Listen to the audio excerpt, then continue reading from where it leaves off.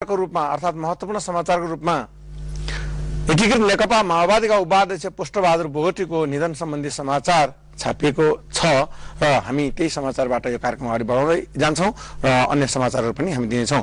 रहेनन् निष्ठावान नेता, कान्तिपुरको समाचार हो यो, बक्समा छापिएको छ। विचारमा स्पष्ट, व्यवहारमा इमानदार र काममा निष्ठावान एकीकृत माओवादीका उपाध्यक्ष पुष्पबहादुर बोगटीको सोमबार बिहान निधन भएको छ। 62 वर्षीय बोगटीको हृदयाघातसँगै मस्तिष्कघात भएपछि उपचारका क्रममा राजधानीको नरविक अस्पतालमा निधन भएको हो। उहाँको पार्थिव शरीर श्रद्धाञ्जलीका लागि पार्टी केन्द्रीय कार्यालय पेरिस डाँडा र खुला मञ्चमा राखेको थियो। केन्द्रीय कार्यालयमा केन्द्रीय सदस्य, आफन्त लगायत विभिन्न दलका नेताहरूले श्रद्धाञ्जली व्यक्त गर्नुभयो। सोमबार अपराह्न पशुपति आर्यघाटमा उहाँको दाह संस्कार गरियो। बोगटीलाई श्रद्धाञ्जली दिन ठूलो संख्यामा कार्यकर्ता केन्द्रीय कार्यालय र खुला मञ्च पुगेका थिए। स्वच्छ छविका उहाँलाई सम्झँदै अधिकांश कार्यकर्ता भाव विह्वल देखिन्थे। उहाँको निधनले पार्टीलाई अतुलनीय क्षति पुगेको अध्यक्ष पुष्पकमल दाहालले बताउनुभयो। दाहालले शोक विज्ञप्ति जारी गर्दै आम नेता तथा कार्यकर्ताहरूलाई बोगटी प्रेरणाको स्रोत बनिरहने उल्लेख गर्नुभयो। बोगटीको निधनले अतुलनीय क्षतिको महसुस भएको छ, शोक वक्तव्यमा दाहालले भन्नुभएको छ। बोगटी हजारौं नेता कार्यकर्ता, लाखौं जनसमुदायमा क्रान्ति र परिवर्तनका निम्ति प्रेरणाको स्रोत बन्नुभएको छ, बनिरहनुहुनेछ। पेरिस डाँडामा अध्यक्ष दाहालले पार्टीको झण्डा ओढाउनु भएको थियो। पेरिस डाँडामा श्रद्धाञ्जली दिन पुगेकी उपसभामुख वनसारी घरती, दाहाल पत्नी सीता, पूर्व उपसभामुख पूर्ण कुमारी सुवेदी लगायत नेता कार्यकर्ता शोकमा डुबेका देखिन्थे। अनि 3 दिन शोक मनाउने शीर्षकमा लेखेको छ। बोगटीको निधन लगत्तै बसेको केन्द्रीय समिति बैठकले शोक प्रस्ताव पारित गर्दै 3 दिन शोक मनाउने निर्णय गरेको छ। सबै स्तरका कार्यालयमा 3 दिनसम्म झण्डा आधा झुकाउने निर्णय भएको छ। सबै कार्यालयमा शोक पुस्तिका राखिनेछ। असोज 5 गते देशव्यापी रूपमा श्रद्धाञ्जली कार्यक्रम आयोजना गर्ने निर्णय भएको प्रवक्ता दिनानाथ शर्माले जानकारी दिनुभयो। 3 दिन अरू कुनै औपचारिक कार्यक्रम नगर्न पनि केन्द्रीय समितिले निर्देशन गरेको छ। र अगाडि देखिएको छ अध्यक्ष दाहाल र 2 छोरीले दागबत्ती दिए शीर्षकमा। पशुपति आर्यघाटमा अध्यक्ष पुष्पकमल दाहाल, 2 छोरी प्रतिमा र प्रभाले बोगटीलाई दागबत्ती दिएका थिए। उहाँलाई अन्तिम विदाई गर्न एकीकृत माओवादीका नेताहरूसहित ठूलो संख्यामा कार्यकर्ताहरू आर्यघाट पुगेका थिए।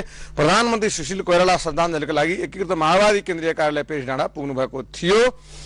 उहाँले त्यहाँ बोगटीका आफन्तलाई पनि भेट्नुभयो। त्यसपछि दिउँसो उहाँले खुला मञ्च पुगी अन्तिम श्रद्धाञ्जली दिनुभयो, उल्लेख गरिएको छ।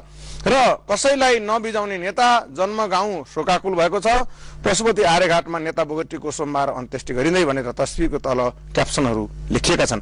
र यो समाचारले नयाँ पत्रिकाले फरक शीर्षकमा छापेको छ। विदा भए बोगटी, बोगटीका 2 छोरीसँगै एकीकृत माओवादी अध्यक्ष प्रचण्डले दिए दागबत्ती। शीर्ष नेताद्वारा श्रद्धाञ्जली, एकीकृत माओवादीले 3 दिनसम्म औपचारिक कार्यक्रम नगर्ने, माओवादी हेडक्वार्टर मर्माहत भनेर छापिएको छ। र उहाँका बारेमा अन्य नेताहरूले दिनुभएको भनाइ यस्तो छ। देशका लागि ठूलो योगदान गर्न सक्ने राम्रो र मिलनसार नेता गुमायौं। मुलुकलाई उहाँको ठूलो योगदान रह्यो। उहाँप्रति हार्दिक श्रद्धाञ्जली, प्रधानमन्त्री सुशील कोइरालाको भनाइ हो यो। अघिल्लो संविधान सभामा उहाँले प्रमुख सचेतकको भूमिका अत्यन्त राम्रो ढंगले निर्वाह गर्नुभएको थियो। अहिले पनि संविधान निर्माणमा उहाँको भूमिका आवश्यक हुन्थ्यो। सभामुख सुभाष नेमाङको भनाइ छ भने उहाँको निधनले एकीकृत माओवादीसँगै सिङ्गो नेपाललाई क्षति पुगेको छ। हरेक नेताको आफ्ना आवश्यकता हुन्छन्, उहाँको आवश्यकता महसुस गरिराख्ने छौं। एमालेका अध्यक्ष केपी शर्मा ओलीको भनाइ छापिएको छ र निष्ठाका पर्याय भनेर उहाँ पुष्पबहादुर बोगटीको पनि तस्बिर छापिएको छ। र त्यसैले नेपाल समाचार पत्रमा लेखेको छ, रहेनन् बोगटी, नरुने कमै भए। र यतापट्टि यो पत्रिका जुन छ नागरिकमा चाहिँ एकीकृत माओवादी उपाध्यक्ष बोगटीको निधन समाचार रेखामा छापिएको छ समाचार। र राजधानीमा पनि यो समाचार छ। रहेनन् भद्र नेता बोगटी शीर्षकमा र अन्नपूर्ण पोस्टमा रहेनन् मिलनसार एकीकृत माओवादी नेता बोगटी शीर्षकमा समाचार छापिएको छ। र गोर्खापत्र लेख्दछ, यहाँ तस्बिर छ र तस्बिरको तल प्रधानमन्त्री सुशील कोइराला एकीकृत नेकपा माओवादीका दिवंगत नेता पुष्पबहादुर बोगटीलाई सोमबार श्रद्धाञ्जली दिनुहुँदै शीर्षकमा समाचार पनि महत्त्वका साथ छापिएको छ। अब हामी अन्य समाचारतर्फ लाग्दैछौँ। गोरखापत्रमा छापेको छ जिल्ला स्तरीय योजना छनौट अब मन्त्रालयबाटै स्रोतको उपयोग राष्ट्रिय हितमा गरौं प्रधानमन्त्री भनेर लेखिएको छ। विस्तृत रूपमा समाचार। राष्ट्रिय योजना आयोगले योजना छनौट कार्यलाई विकेन्द्रीकरण गर्ने निर्णय गरेको छ। हालसम्म जिल्ला स्तरीय योजना छनौट गर्ने काम आयोगबाट हुँदै आएकोमा अब जिल्ला स्तरीय कार्यक्रम सम्बन्धित मन्त्रालयले नै छनौट र स्वीकृत गरेर लागू गर्न सक्नेछन्। प्रधानमन्त्री सुशील कोइरालाको अध्यक्षतामा सोमबार बसेको राष्ट्रिय विकास समस्या समाधान समितिको 33औं बैठकले गरेको यस निर्णयले स्थानीय स्तरका आयोजना पनि योजना आयोगमा बसेर बनाउने विद्यमान अवस्था विकेन्द्रित भएको छ। यसको उपयुक्त विकल्पका लागि 2 महिनाभित्र मार्गदर्शन तयार गर्ने समितिले निर्णय पनि गरेको छ। जिल्ला स्तरीय टुक्रे कार्यक्रमहरू समेटिएको झन्नै 1500 पृष्ठको पुस्तक भाग 2 तयार गर्न आयोगलाई 4 महिनाको समय लाग्ने गरेको छ। साथै समितिले प्राथमिकता प्राप्त आयोजनामा अहिले गर्दै आएको आयोजनाको चौमासिक कार्यक्रम स्वीकृति अर्थ मन्त्रालयबाट अख्तियारी लिनुपर्ने बाध्यता पनि अब अन्त्य भएको छ। पेशकी खर्च तथा विनियोजन विधेयक पास भइसकेपछि आयोगबाट दोहोर्याएर चौमासिक स्वीकृति लिनुपर्ने र अर्थ मन्त्रालयबाट अख्तियारी लिनुपर्ने छैन। तर त्यस्ता कार्यक्रम संशोधन वा रकमान्तर गर्नु पर्यो भने आयोगबाट अनिवार्य स्वीकृति लिनुपर्ने छ उल्लेख गरिएको छ।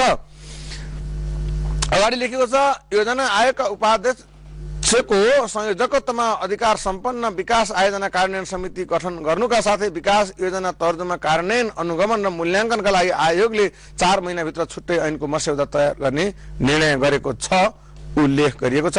र यस पछाडि बाँकी समाचारहरू हामी राजधानी दैनिकमा प्रकाशित केही समाचारहरू यहाँ प्रस्तुत गर्नेछौँ। चाड पर्वभरि ललितपुरमा 1100 प्रहरी परिचालन हुने। नेपालीको महान चाड दशैं तिहार छठ ईद लगायतका चाड पर्वलाई लक्षित गरेर आगामी 1 असोजबाट महानगरीय प्रहरी परिसर ललितपुरले विशेष सुरक्षा योजना लागू गर्ने भएको छ।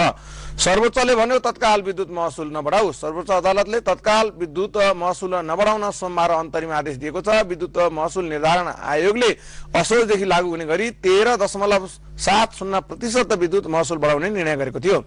त्यसैगरी घर जग्गा व्यवसाय विरुद्ध 750 भन्दा बढी उजुरी परेका छन्। सर्वसाधारणलाई सरल मूल्यमा अपार्टमेन्ट र हाउसिङ दिने भनेर सञ्चालन भएका कम्पनीले 750 भन्दा बढी सर्वसाधारणलाई पीडित बनाएका छन्। त्यतिको उजुरी परेको छ र उजुरी नपर्नेहरू कति छन् यसमा उल्लेख गरिएको छैन। 4 वर्षपछि कांग्रेसलाई पूर्णता। कांग्रेस केन्द्रीय कार्य समितिको विस्तार सम्बन्धी समाचार छापेको छ। विस्तृत रूपमा केन्द्रीय समितिको कार्यकालले 1 वर्ष थप भएको छ। कांग्रेस केन्द्रीय कार्य समितिदेखि गाउँ इकाइसम्मका सबै निकायका पदाधिकारी र सदस्यहरूको पदावधि 1 वर्ष थप भएको छ। पार्टी केन्द्रीय कार्य समितिको सोमबार दिउँसो बसेको बैठकले आफूहरू सहित पार्टीका सबै तहका पदाधिकारी र सदस्यको म्याद 1 वर्ष थप गर्ने निर्णय गरेको हो। केन्द्रीय कार्य समितिको सो बैठकले 10 महिना अघि गठन भएको केन्द्रीय अनुशासन समितिको म्याद पनि 3 महिना थप गरेको छ। र आफू बलियो हुन सभापतिद्वारा 6 आमन्त्रित सहित 1 दर्जन केन्द्रीय सदस्य मनोनित शीर्षकमा लेखिएको छ।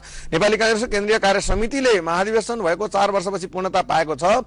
प्रधानमन्त्री समेत रहनुभएका पार्टी सभापति सुशील कोइरालाले शनिबार राति नेभी संघका 6 जना पूर्व अध्यक्ष सहित 12 जनालाई केन्द्रीय कार्य समितिमा मनोनित गर्नुभएको छ।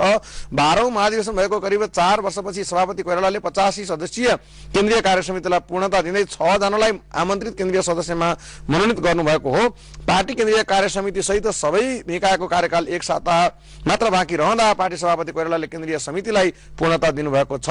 सभापति कोइरालाले पार्टी विधान अनुसार समितिमा 6 जना पूर्ण केन्द्रीय सदस्य र 6 आमन्त्रित रहने गरी मनोनित गर्नुभएको हो। सभापति कोइरालाले नेपाल विद्यार्थी संघका 3 जना पूर्व अध्यक्षलाई कार्य समितिमा मनोनित गर्नुभएको छ। मनोनित हुनेमा गोविन्द भट्टराई, गुरुराज घिमिरे र प्रदीप पौडेल हुनुहुन्छ। पौडेल र भट्टराई तनहुका र घिमिरे मोरङका हुनुहुन्छ। 3 जना विद्यार्थी तथा पार्टी राजनीतिमा प्रभाव पार्ने नेता हुनुहुन्छ।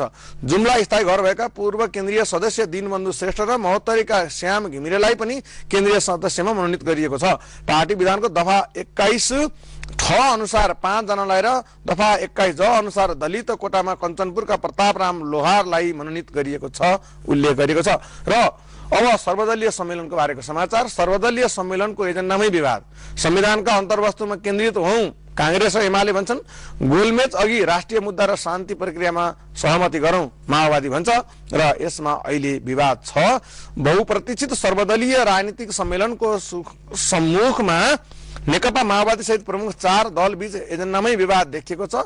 संविधान सभा भवन नयाँ बानेश्वरमा मंगलबार बिहानैबाट सम्मेलन सुरु गर्ने तयारी भए पनि प्रमुख दल कांग्रेस, एमाले, एकीकृत माओवादी र माओवादी बीच एजेन्डामा विवाद देखिएको छ, उल्लेख गरिएको छ। र अन्नपूर्ण पोस्टमा यो अर्थतन्त्र पृष्ठमा लेखेको छ खाद्य वस्तुको मूल्य नियन्त्रण गर्न सरकार असफल भनेर विस्तृत रूपमा समाचार छापेको छ। खाद्य पदार्थको मूल्य आकाशिँदा पनि नियन्त्रण गर्न सरकारले कुनै पनि प्रयास गरेको छैन।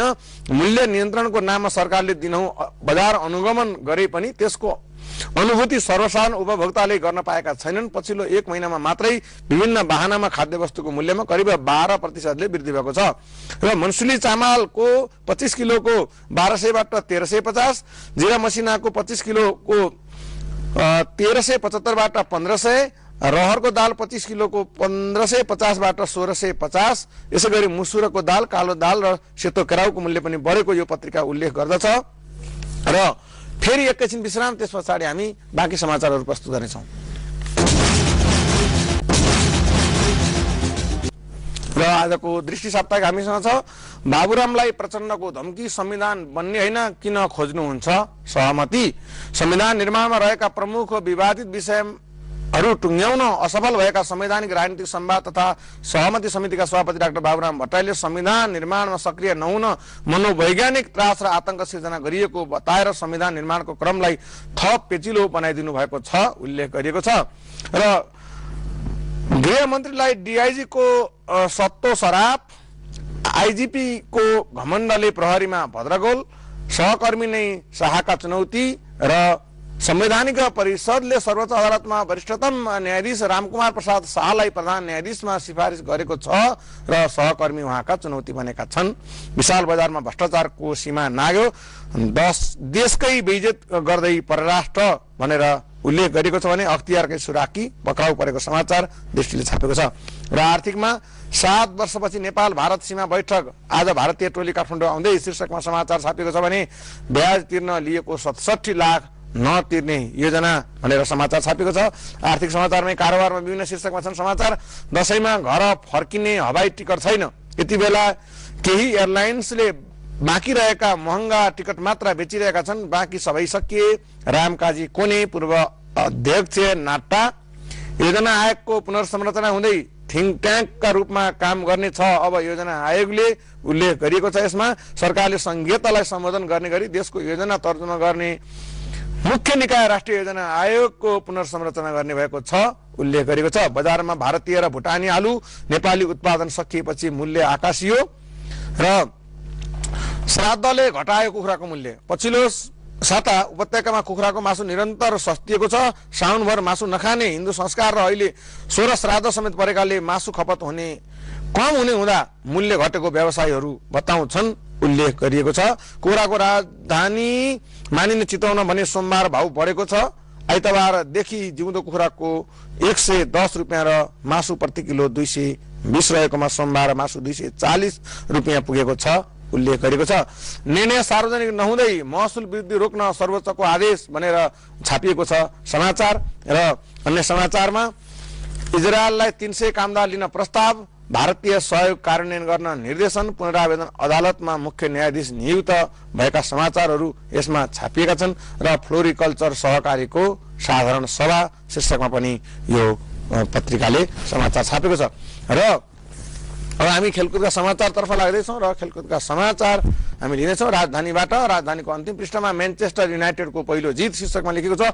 म्यानचेस्टर युनाइटेडले इङ्ग्लिस प्रिमियर लिग फुटबलमा सिजनको पहिलो जित निकालेको छ। उसले महत्त्वपूर्ण 3 अङ्क बटुल्ने क्रममा क्युपिआरलाई 4-0 पराजित गरेको हो। शमशेर दल गण प्रथम शीर्षकमा प्रधान सेनापति ट्रफी खेलकुद प्रतियोगिता अन्तर्गत भएको फुटबलमा शमशेर दल गणले भैरवनाथ गणलाई 2-1 पराजित गर्दै प्रथम स्थान हासिल गरेको छ, उल्लेख छ।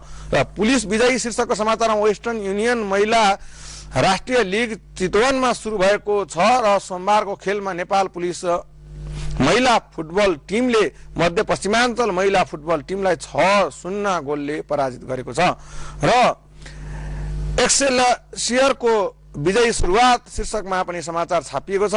चौथो दि एक्सेलसियर कप खेलकुद प्रतियोगिताको सिनियर बोइज बास्केटबलमा आयोजक दि एक्सेलसियर स्कुलले विजयी सुरुवात गरेको छ उल्लेख गरिएको छ। र हामीसँग अब समय सकिसकेको छ। नागरिकमा छापिएका समाचारका शीर्षक मात्रै हामी जानकारी गर्न छौं। सुनितालाई C10 अवार्ड र नेपाली दूतावासमा भारतीय अड्डा र कोरिया क्रिकेटमा नेपाली प्रशिक्षक शीर्षकमा नागरिकले समाचार छापेको छ। र हामी अब यो कार्यक्रमबाट आजलाई बिदा चाहन्छौं। यसको छायाङ्कन रुद्रनाथ शुक्लले गर्नुभएको थियो। हवस् त, नमस्ते।